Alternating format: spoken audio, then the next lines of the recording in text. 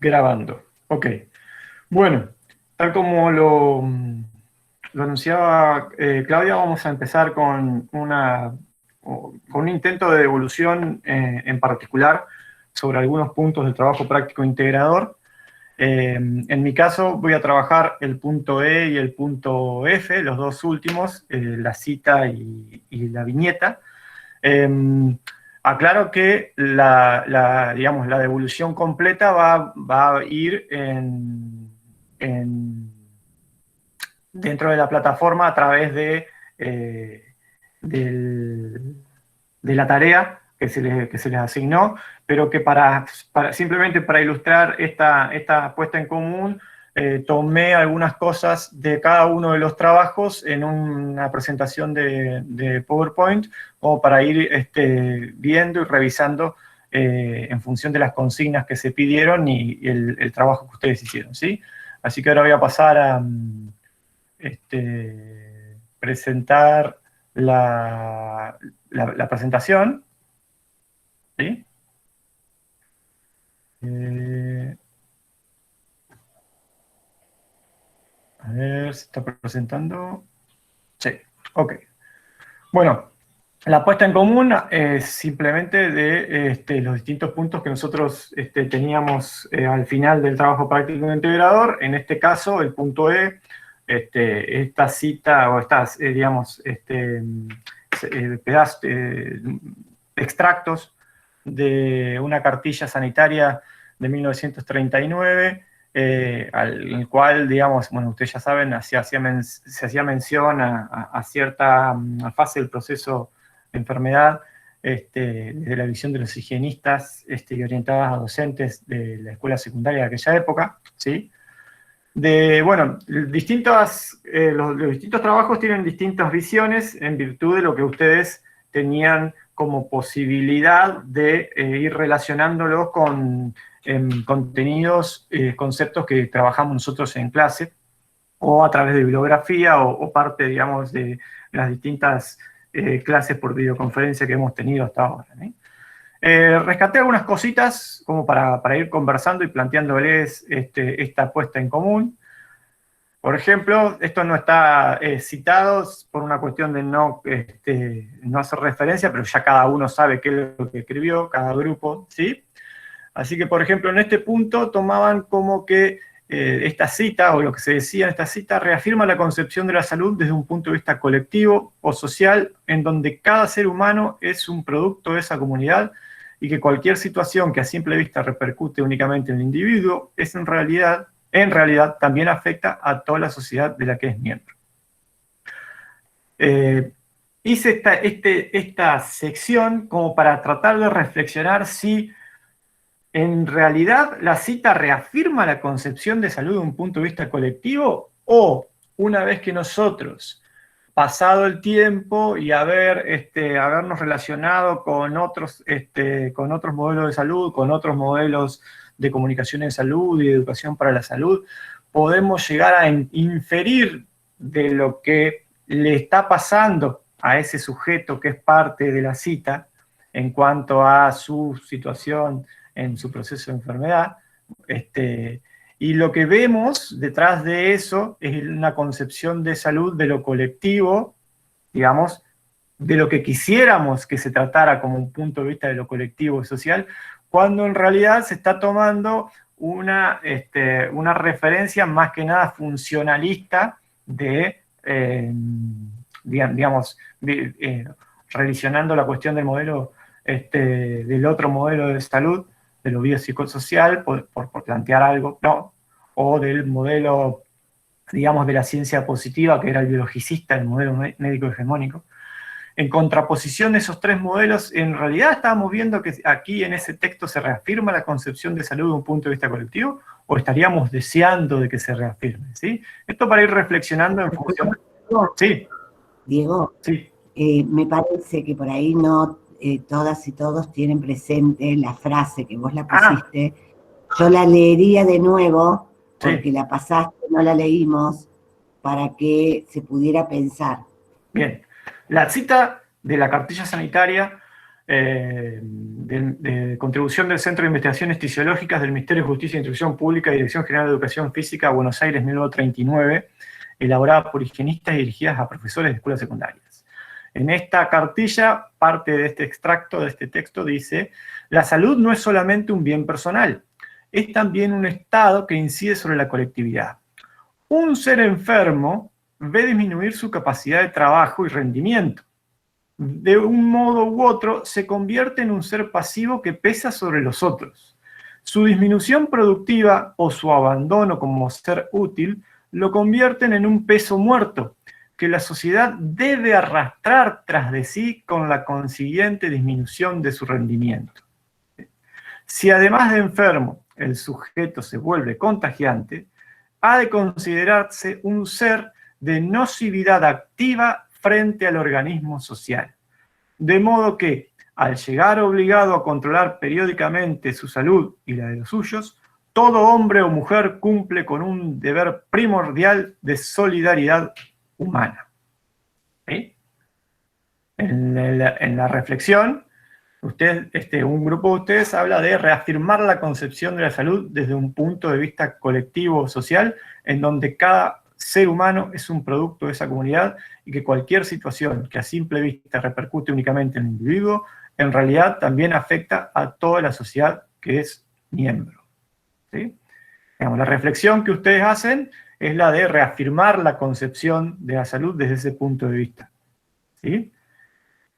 La visión que uno podría llegar a tener es, en lo que nosotros hoy estamos viviendo, por ejemplo, en el marco de la pandemia y en esta situación tan extraña, por llamarlo de alguna manera, por ejemplo, que vive la ciudad de Gualeguaychú, donde se volvió a fase 1 de una manera un tanto polémica, y cómo encontramos, o podría ser la reflexión en esta parte del trabajo, cómo encontramos nosotros una posible relación entre lo que nos pasa a nosotros hoy como ciudad, o en la región particularmente del departamento de Gualeguaychú, en función de esto de lo individual y lo colectivo. ¿Sí? Son cuestiones que, digamos, yo trato de rescatar en función de ver cómo desde ese texto que ya casi tiene 100 años, 90 y pico, nosotros podemos llegar, ¿90 y pico, digo? Sí, nosotros podemos llegar a encontrar, no llega a ser 90, 80 y pico, podemos llegar a encontrar como que en el paso del tiempo no hemos visualizado, digamos, los distintos avances que desde la salud o la educación a nosotros se nos han ofrecido o hemos tenido acceso, y encontramos situaciones un tanto donde se prima el individualismo o algunas cuestiones de tipo en ese sentido, en función de la libertad o el derecho a algo, y acá encontramos, por ejemplo, esta revisión en este texto relacionada con lo que vendría a ser lo colectivo, o lo que debería primar en el concepto de lo colectivo, ¿no? Son cuestiones en relación a la reflexión, porque es algo que nos está pasando, y es muy interesante encontrar este tipo de relaciones que tan bien se trabajaron en el trabajo práctico por parte de ustedes con lo que a nosotros nos pasa en la cotidianidad, ¿no? Sí. Otro de los extractos que saqué de otro grupo dice que la ausencia de salud, del mismo grupo, la ausencia de salud de un individuo puede, y lo hará, repercutir en otros aspectos a nivel social, afectando no solo a quienes padecen la enfermedad, sino también a su entorno social. ¿Sí? Estamos hablando de esto de, digamos, asociando o relacionándolo con lo que nos está pasando en este momento, esta disputa como si fueran algo contraproducente, lo individual versus lo colectivo.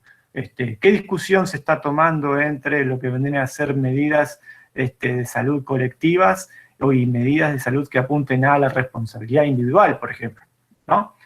En otros de los extractos, ¿sí? Algunos de ustedes marcaron que esto puede disminuir con anticipación a la enfermedad. O sea, esto de ser una carga, lo entendí así, como de ser una carga social, etcétera, etcétera, puede disminuir con anticipación a la enfermedad y la construcción colectiva de conocimiento, donde cada individuo cumple con un deber primordial de solidaridad humana. ¿Sí?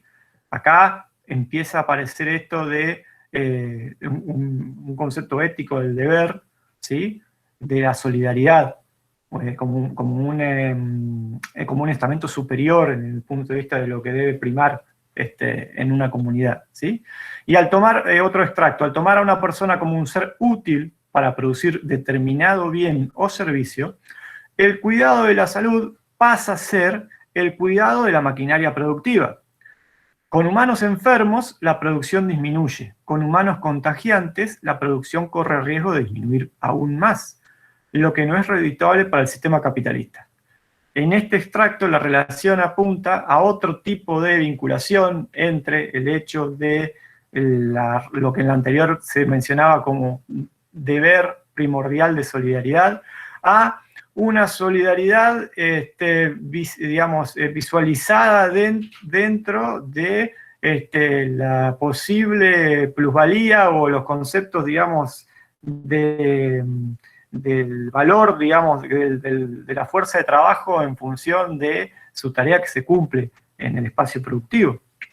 Son relaciones muy interesantes y fundamentalmente las elegí por lo disímiles que han sido las interpretaciones en función de un solo texto y de ser una sola materia, pero con las distintas visiones y los distintos momentos en los cuales nosotros conversamos o intentamos compartir visiones en relación a esto que son los distintos modelos de salud, modelos de educación y de comunicación y su impacto, digamos, en esta cuestión transdisciplinar que es la educación y comunicación alimentaria y nutricional, ¿sí? Y por último, el último de los recortes que hice habla de que en el modelo biologicista el sujeto es pasivo. Se lo trata como una máquina y el equipo de salud decide qué hacer. Sus inicios coinciden con la revolución industrial. La función de las instituciones de salud es cuidar la mano de obra para que no se enferme y así poder aumentar la producción. En esta época se vendía la fuerza de trabajo en las distintas fábricas. En esta última oración de este párrafo, quisiera simplemente marcar de que en esa época y en la actual, aún hoy seguimos vendiendo nuestra fuerza de trabajo en fábricas, en distintas instituciones. Digamos, nuestro concepto básico de nuestra participación en el esquema capitalista es ser la fuerza de trabajo. No creo que, bueno, no conozco su billetera ni sus cuentas bancarias, Ulises, pero creería que ustedes son parte de esta estructura, digamos, de los dueños del capital.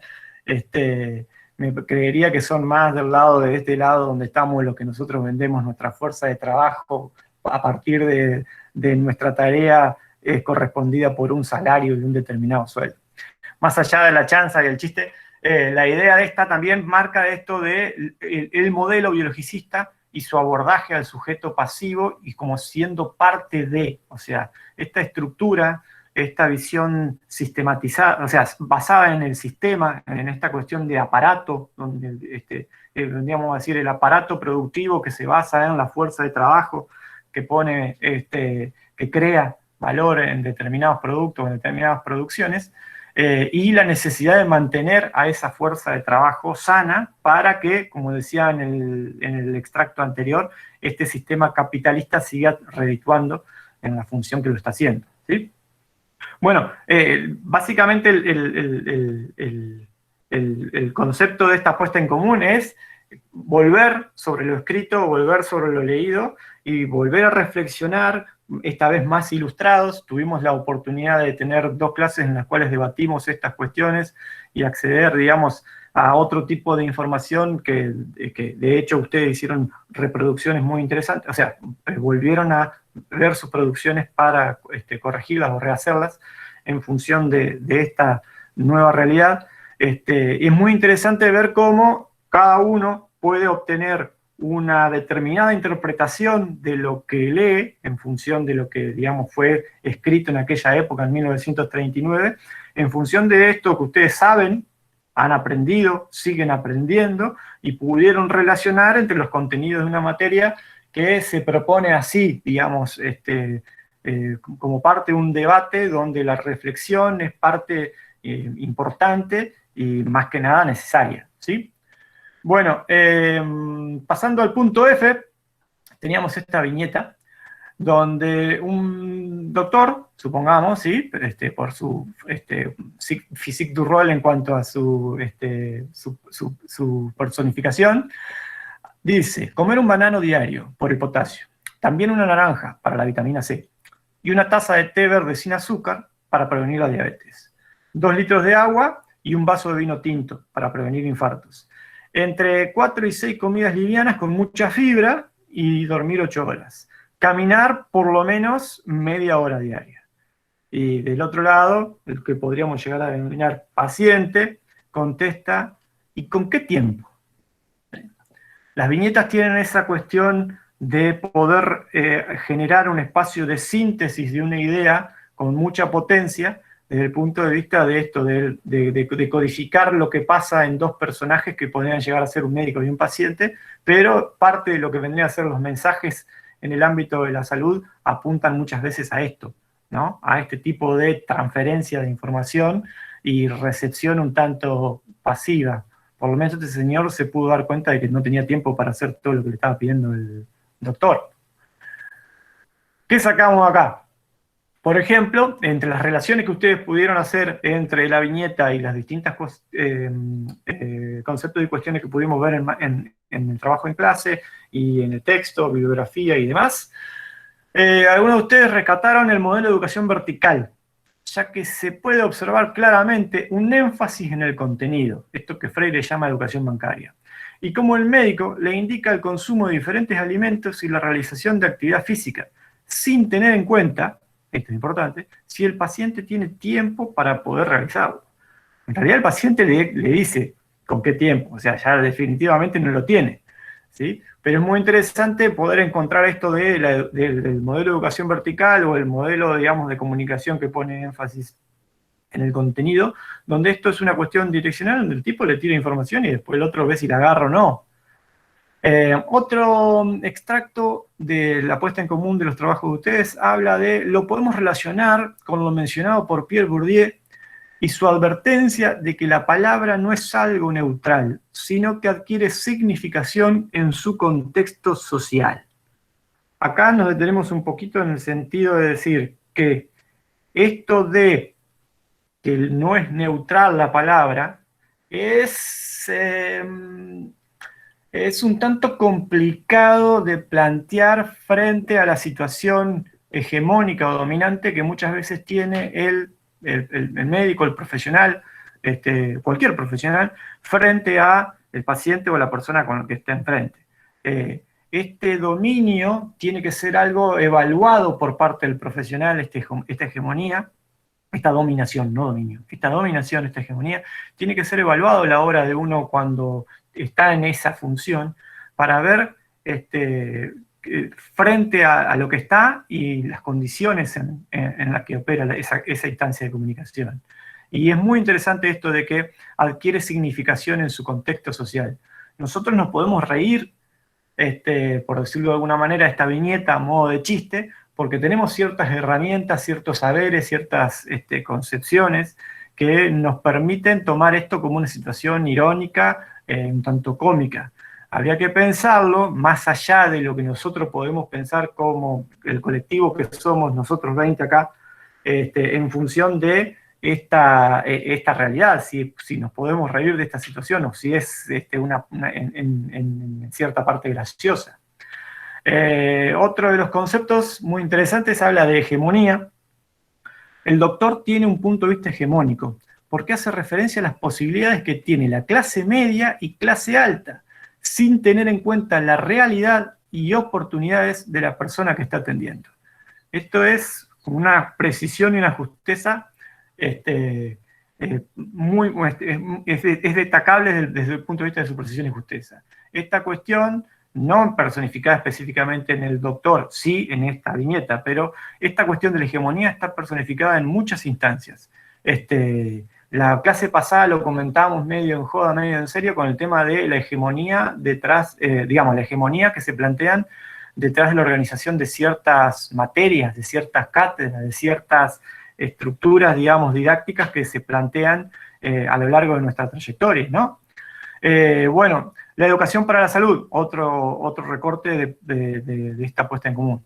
Lo relacionan con la educación para la salud. Se trata de un enfoque informativo descriptivo, la cual es la forma más convencional de orientar actividades educativas. En este caso, son los profesionales de la salud los únicos poseedores de los conocimientos necesarios para el cuidado de la salud, y los individuos deben estar dispuestos a aceptar y cumplir con precisión sus indicaciones.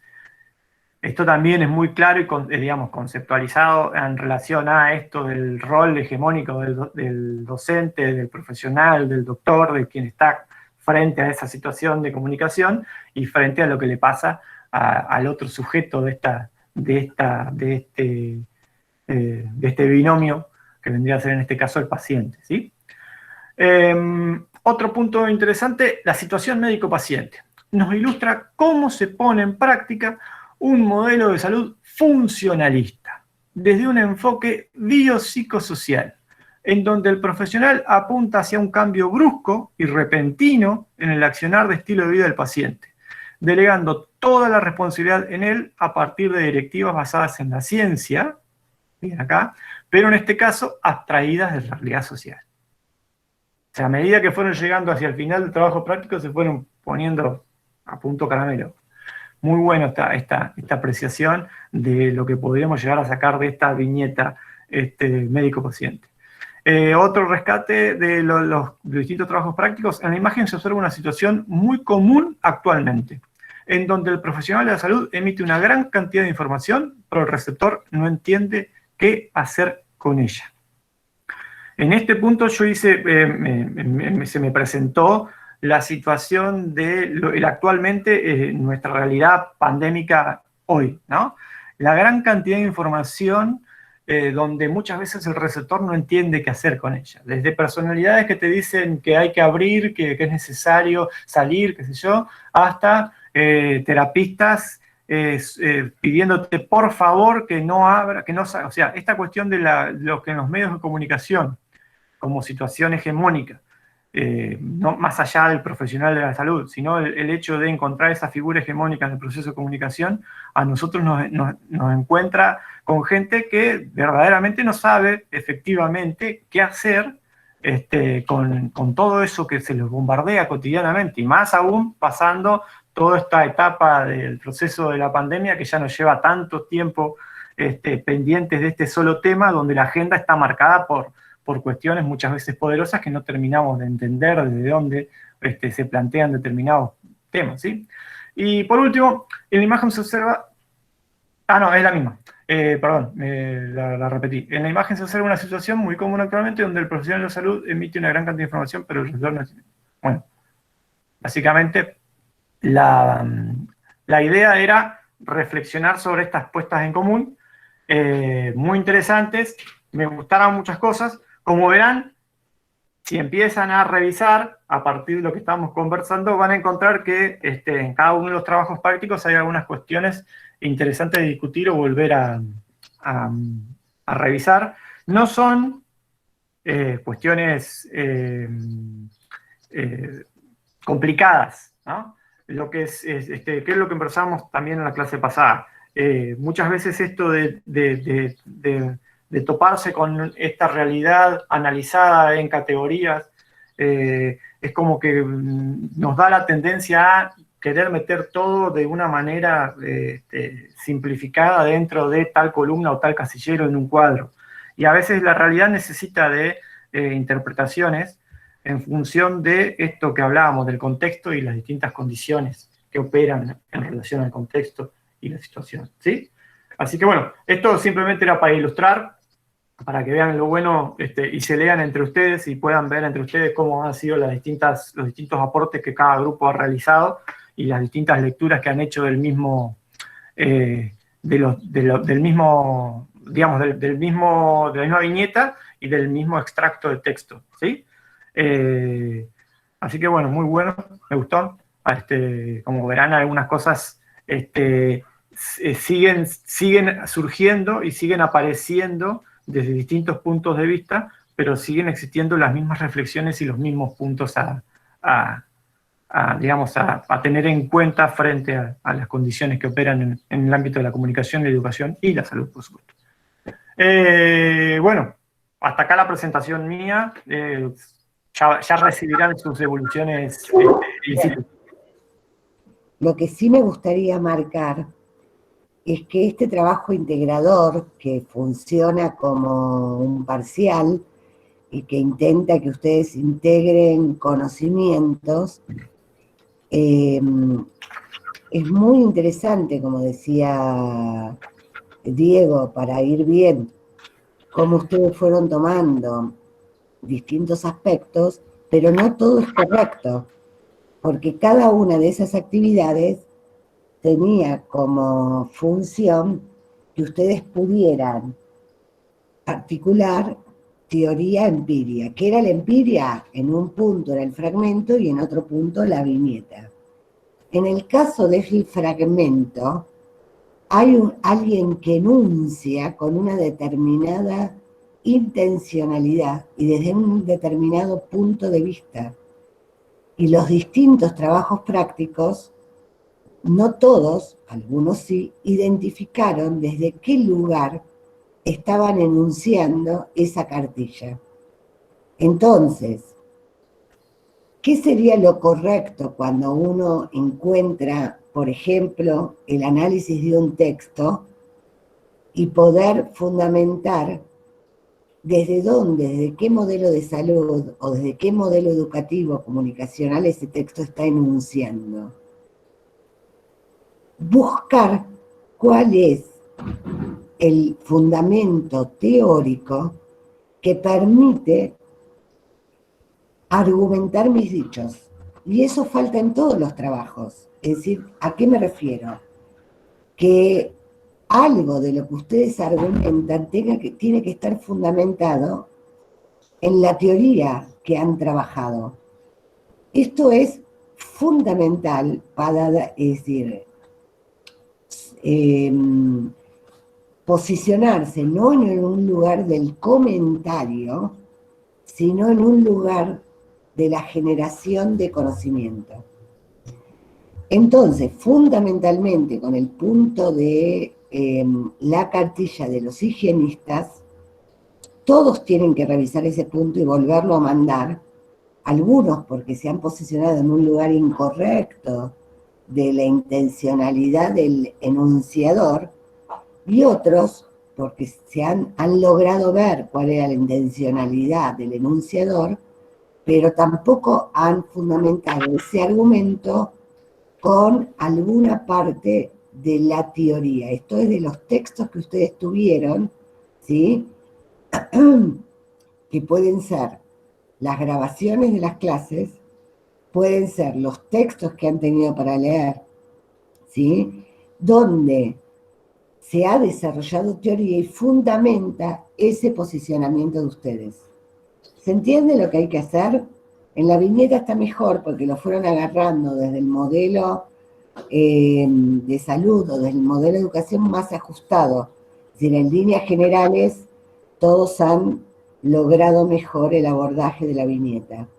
También es verdad que la viñeta dejaba más lugar para poner intencionalidades en esa viñeta y era más fácil de agarrar.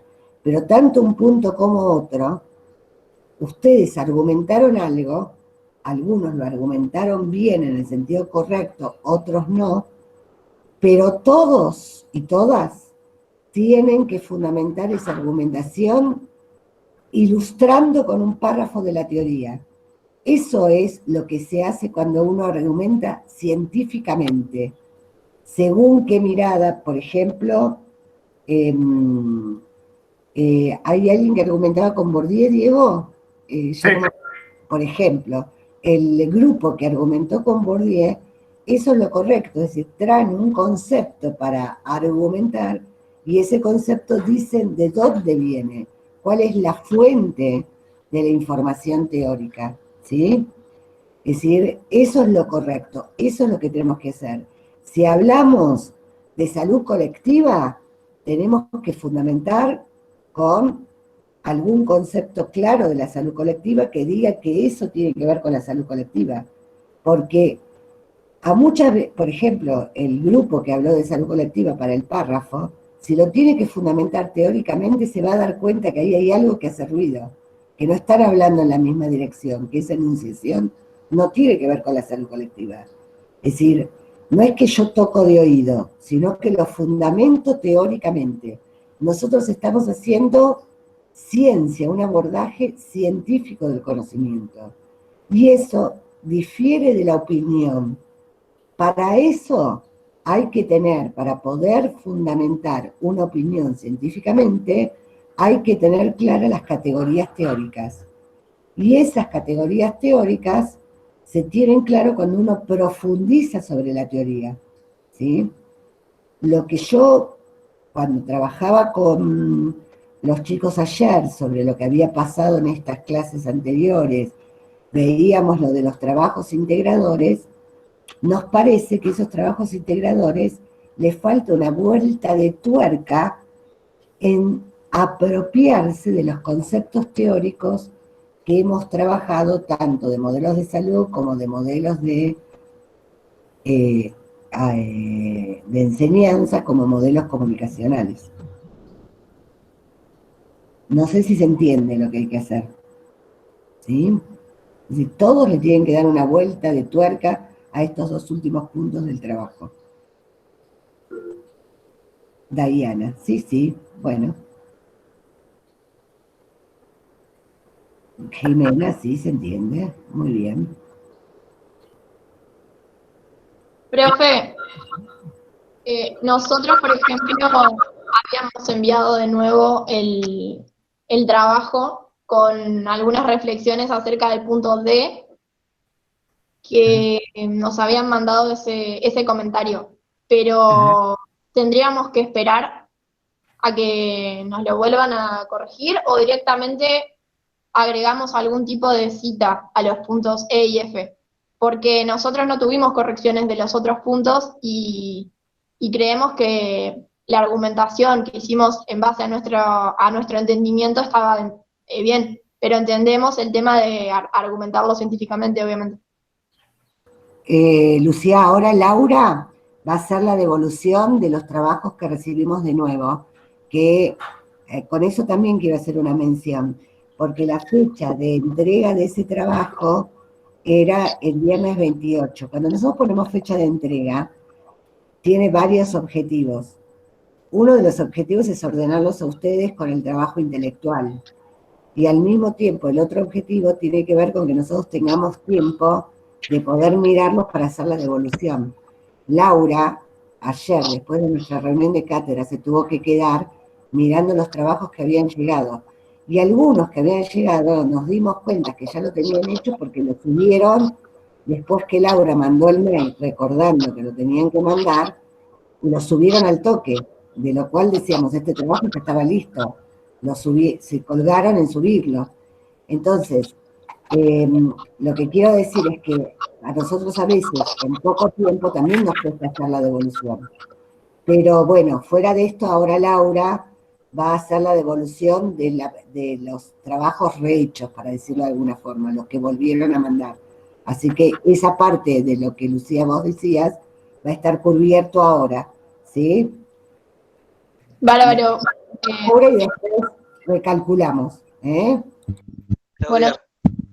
Disculpen por ahí, bueno, por eso que pero justo en nuestro caso nos había quedado la idea de que lo íbamos como a charlar hoy en clase, por eso no lo habíamos enviado, pero ya lo teníamos claro hecho. No, el trabajo, si ustedes entran, tenía fecha de entrega para el 28, para el viernes pasado, que por eso se levantó la clase para que ustedes pudieran tener tiempo de rehacer el trabajo. Digo, la verdad que es como difícil en la virtualidad a veces tener todo el control de todas las situaciones, entendemos eso, pero por eso lo estamos marcando ahora, porque tiene que ver con ajustar los procesos de aprendizaje. La idea era de volver ahora, así charlar el rehacer de ustedes, ¿sí? Porque la verdad que nos sorprendió por cómo venían los trabajos prácticos anteriores, cómo el trabajo integrador estuvo flojito, esperábamos que fuera más, y en realidad estuvo flojito, es decir, hubo que volver a retrabajar algunos contenidos, que bueno, bienvenido sea, para profundizar, pero hay una parte de esto que tiene que ver con poder profundizar más la teoría, es decir, lo que ayer hablábamos era que hay una falta de apropiación de los textos teóricos que mandamos para poder fundamentar. Por eso esta cuestión de las citas, que ya lo habíamos marcado en otra ocasión, pero que lo volvemos a reafirmar, porque tiene que ver con con dar un salto cualitativo en el conocimiento científico. Hoy esperemos llegar, vamos a ver algo de eso, de las diferencias en el continuo conocimiento cotidiano, conocimiento científico. ¿Sí? Escuchamos a Laura y después seguimos comentando, ¿sí? Bueno, hola a todos y todas, perdón por la tardanza en conectarme, pero me tuve que quedar un ratito más con otra actividad. Recibimos cuatro trabajos prácticos de esta segunda vuelta, con las correcciones que les enviamos mediante el campus, así que me estaría faltando un grupo, que es el grupo que nosotros identificamos como grupo CIAN. Hasta recién chequeé en el campus y no estaba, así que ese grupo estaría faltando la devolución. Yo les individualicé las devoluciones, si bien en las clases anteriores habíamos visto en líneas generales cuáles habían sido las mayores dificultades, y en función de eso volvimos a los conceptos, como para tratar de llegar a un mejor entendimiento y tener una mejor producción. Y las devoluciones estuvieron todas muy bien de esta segunda vuelta, las revisiones están muy bien. Hay un solo grupo que igualmente yo ya se los puse, ya se los individualicé, que, ¿se acuerdan? Sigue habiendo una asociación entre un modelo de los que aparecen en el texto de Educación para la Salud. ¿Se acuerdan que en ese primer periodo, en esa etapa donde hay una fuerte impronta hacia cambiar el comportamiento, aparecen 3 modelos, no sé si se acuerdan, del texto de Educación para la Salud, dentro de los cuales hay un modelo, que es el modelo Precede, que es un modelo que en algún punto toma algunos aspectos del contexto, plantea de que hay que hacer un diagnóstico para poder trabajar en educación para la salud, pero el objetivo siempre sigue siendo la modificación del comportamiento. Entonces, se mantuvo una asociación en ese modelo con el modelo problematizador, que es el que encara Florencia como docente, y eso no es correcto, porque justamente el objetivo del modelo Precede sigue siendo un cambio en el comportamiento, muy lejos del modelo problematizador, que tiene una mirada mucho más integral, basada en las condiciones materiales de vida y en pensar qué elementos del contexto o qué necesito saber para realizar una modificación, si se quiere, pero que las modificaciones son colectivas, que no dependen del comportamiento de uno, es decir, es mucho más integral. Entonces eso hay que revisarlo. Pero después las correcciones, la segunda vuelta, digamos, están mucho más ajustadas a los conceptos teóricos, así que bueno, está muy bien. Me faltaría un solo grupo que, bueno, traten de mandarlo en el transcurso de la tarde de hoy, así no nos demoramos más con la devolución. Profe, perdona. Sí, ahí va. Que fuimos nosotros, que lo teníamos hecho, pero bueno, cometimos un error y no pudimos subirlo, y ya en este momento lo estoy subiendo. Dale, entonces yo ahora en un ratito, ya mientras estamos en clase, lo miro, ¿eh? Dale, gracias. Perdón que se nos pasó. Bueno, después, hasta ahí nada más. Un poco la idea de dividir el trabajo práctico en 2 partes también, y trabajar un poco en la devolución, tenía que ver con esto, con que nos encontramos algunas dificultades asociadas a la falta de comprensión de los conceptos. Entonces nos tomamos el trabajo de partir el trabajo en 2, y en este sentido es que hoy Diego completó la corrección, pero bueno, por supuesto que eso va a tener una corrección final con una nota final, una vez que Diego y yo, por supuesto con Claudia también, nos pongamos de acuerdo en el armado de esa nota conceptual final de todos los grupos, por supuesto en función de esta segunda vuelta que le tienen que dar a los conceptos o a los puntos E y F, pero hasta el D, lo que yo corregí, ya está todo ok. Nada más.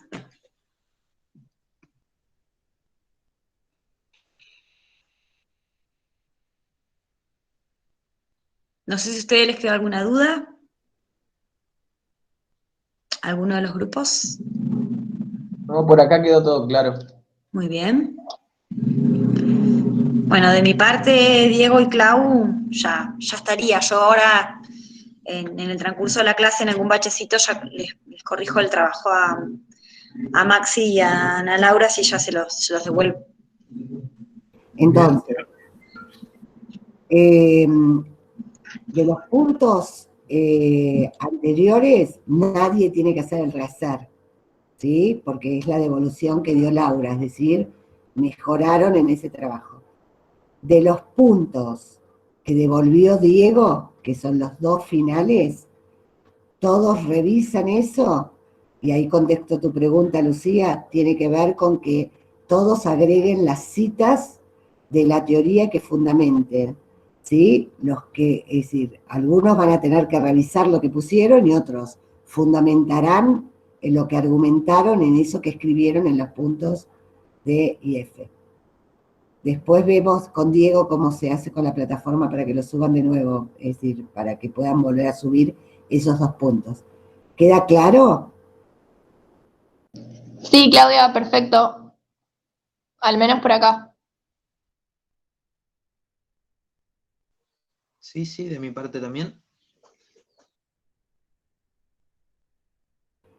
La plataforma de ellos tienen, la tarea tiene múltiples entregas, por decirlo de alguna manera, entonces ellos simplemente suben un nuevo archivo con la parte seleccionada o modificada nada más, y todos los archivos van quedando en el repositorio desde la versión original o con cada una de las revisiones y a modo, digamos de acumulativo ahí, y está disponible para hacer comparar y todas esas cuestiones, y va quedando en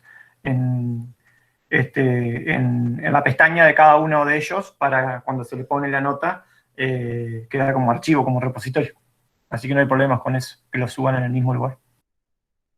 Bueno, muy bien, las cosas prácticas. Como verán, nunca subí yo una tarea yo, así que no sé cómo se hace.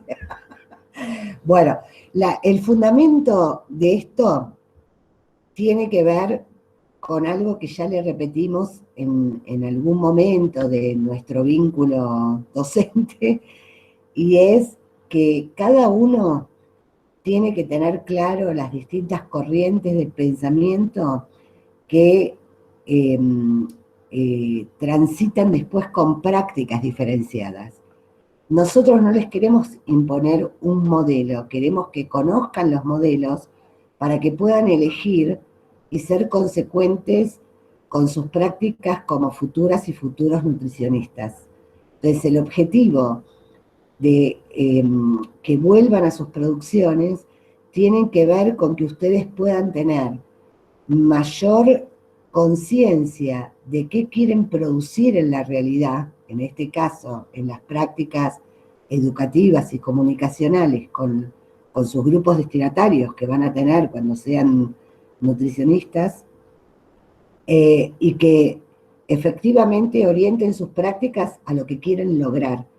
Porque este es un punto muy álgido en la vida en general, pero en la salud, que tiene que ver con, ¿vieron el dicho que dice, del dicho al hecho, de lo que uno dice a lo que uno hace? Es decir, uno puede decir, yo quiero que el otro tenga protagonismo, tener en cuenta la realidad del otro, pero resulta que después, en mis prácticas, bajo línea. Entonces, si yo creo que lo que hay que hacer es exponer el saber, está todo bien. Entonces no hay problema, no tengo ninguna diferencia en ser como Arturo si expongo lo que yo sé y el otro comprende así, ¿sí? Ahora, si yo quiero que el otro efectivamente pueda tener protagonismo en sus decisiones sobre su salud, obviamente el exponer, el transmitir conocimiento no va a ser válido. Entonces voy a tener que ajustar mis prácticas a otra modalidad de trabajo. ¿Se entiende entonces? La idea es que ustedes puedan fundamentar sus opiniones tratando de ver, esto es lo que pasa, esto es lo que quiero hacer, ¿qué hago? ¿Cómo lo hago? ¿Sí? Entonces, en ese punto es que estamos tratando de profundizar en este trabajo, que sería como un trabajo integrador de algunas concepciones. ¿Sí? Bueno, esa es un poco la intencionalidad, para que ustedes vean, y por eso los hacemos volver, para que ustedes puedan apropiarse mejor de esto, de qué quiero lograr y qué hago para lograr eso. ¿Mm?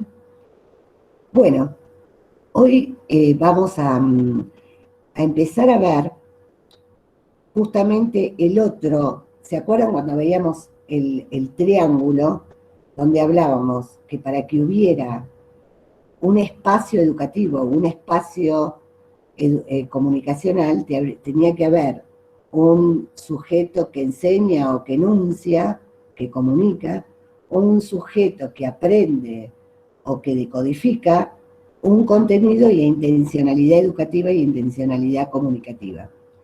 Nosotros estuvimos viendo ahora bastante el sujeto que enseña o el sujeto que comunica, que enuncia. Ahora vamos a tratar de ver el sujeto de que aprende. Y para eso vamos a tratar de introducirnos en cómo creen ustedes que se aprende. ¿Ya tenemos la posibilidad de que suban la tarea, Diego? La tarea ya está en línea. Perfecto. Entonces, el trabajo práctico se los voy a presentar ahora. La idea es que vamos a hacer ahora un corte de 20 minutos para que ustedes, estoy pensando si los 20 minutos van a alcanzar ahora, porque por ahí se quieren ir a preparar un mate también, pero para que ustedes puedan hacer individualmente un trabajo que lo van a subir al campus y después vamos a intentar hacer una puesta en común virtual a ver cómo nos sale. El trabajo es el siguiente.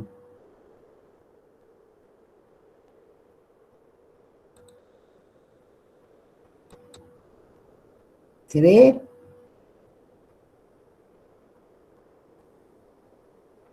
No, yo no estoy viendo nada. No, Puedo, si no muestro, mostramos el campus. Sí. ¿No se ve ahí? No, todavía no, no apareció, todavía no subió.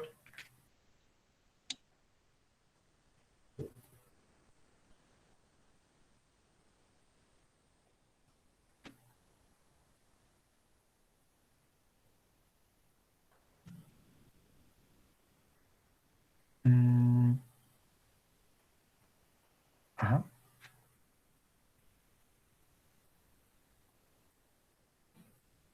Qué tensión. Deberíamos tener cortina musical para estos momentos.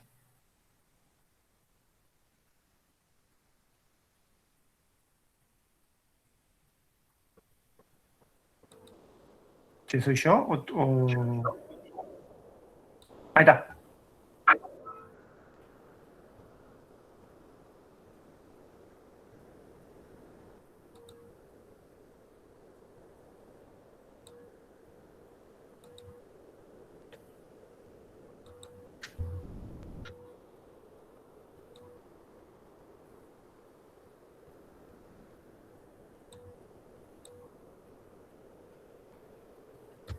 ¿Se ve, no?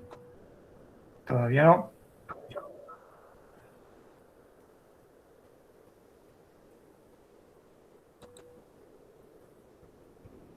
Bueno, yo lo veo como que comparte, por eso me llama la atención. Recién apareció que estabas compartiendo la pantalla, pero no se vio. Ajá. Pero apareció, digamos. Diego, presentalo vos entonces, porque no sé, no lo puedo resolver. Bien. Pasamos. Verá que dejo de compartir yo.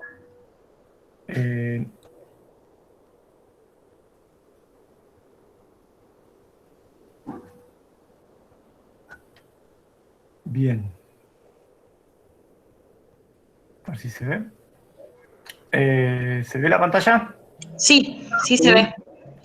Bien. En el campus, en la última de las semanas, la correspondiente a la semana actual de cursada, del 4 al 10, van a encontrar la siguiente tarea, que se llama Reflexiones sobre el aprendizaje.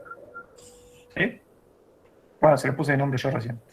Que es básicamente el texto que Claudia les estaba intentando mostrar. ¿Sí? El texto, la tarea tiene una consigna dividida en dos partes. La primera dice: te proponemos que recuerdes un aprendizaje que te haya sido significativo, que identifiques como la mejor experiencia que entusiasmó tanto, digamos, que te entusiasmó tanto que te viniera a la memoria.